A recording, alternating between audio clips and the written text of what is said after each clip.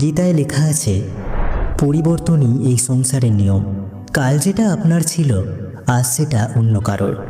2, শ্রীকৃষ্ণ বলেন যে মানুষকে তার মনকে বারবার এটা বোঝানো উচিত যে ঈশ্বর ছাড়া তার এই দুনিয়ায় কেউ নেই।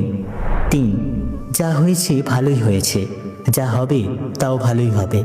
4, অহংকার থাকলে অনুশাসন, বংশ এবং বৈভব তিনটিই ধ্বংস হয়ে যায়।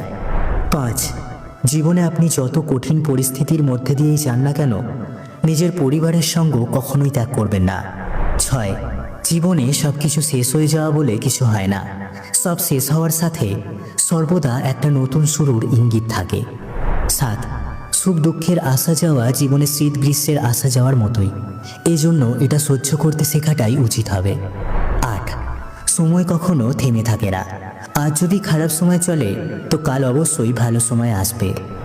9, শ্রীকৃষ্ণ বলেছেন, যদি কেউ তোমাকে খারাপ কিছু বলে থাকে তো কষ্ট পেও না, কারণ লোকে সেই গাছেই পাথর ছোঁড়ে যে গাছের ফল মিষ্টি। 10, আপনি কেবল নিঃস্বার্থভাবে নিজের কর্ম করে যান, শুধুমাত্র এটাই আপনার হাতে আছে, বাকিটা ঈশ্বরের ওপর ছেড়ে দিন। 11, মৃত্যুর ভয় কখনো করবেন না, কারণ আত্মা অমর। 12, এই সংসারে কোনো কিছুই স্থায়ী নয়। 13, যে রাস্তা ঈশ্বর আপনার জন্য খুলেছে সেটা কেউ কখনো বন্ধ করতে পারবে না। 14, চুপ থাকা হলো সব থেকে ভালো উত্তর সেই ব্যক্তির জন্য যে আপনার শব্দকে গুরুত্ব দেয় না। 15, মানুষ যতই ফর্সা হোক না কেন, তার ছায়া কিন্তু সবসময় কালোই হয়। 16, কোনো ব্যক্তি যেটা চায় সেটাই পেতে পারে যদি কাঙ্ক্ষিত বস্তুর প্রতি অবিরাম চিন্তন এবং প্রয়োজনীয় কর্ম করে। 17, শ্রেষ্ঠ আমি, এটা আত্মবিশ্বাস বাড়ায়, কিন্তু শুধু আমিই শ্রেষ্ঠ এটা ব্যক্তিকে অহংকারী করে তোলে। 18, প্রেম সর্বদা ক্ষমা চাইতে পছন্দ করে এবং অহংকার সর্বদা ক্ষমা চাওয়া শুনতে পছন্দ করে। 19, জীবনে অর্ধেক দুঃখ এই কারণে আসে, আমরা তাদের কাছে বেশি আশা করে ফেলি যাদের কাছে আশা করা উচিত ছিল না।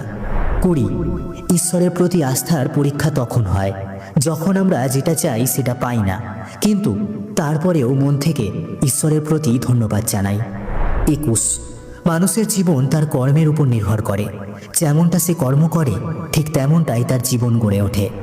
22, যেটা সত্য সেটা করতে অথবা বলতে অথবা মানতে কখনোই ভয় পাওয়া উচিত নয়।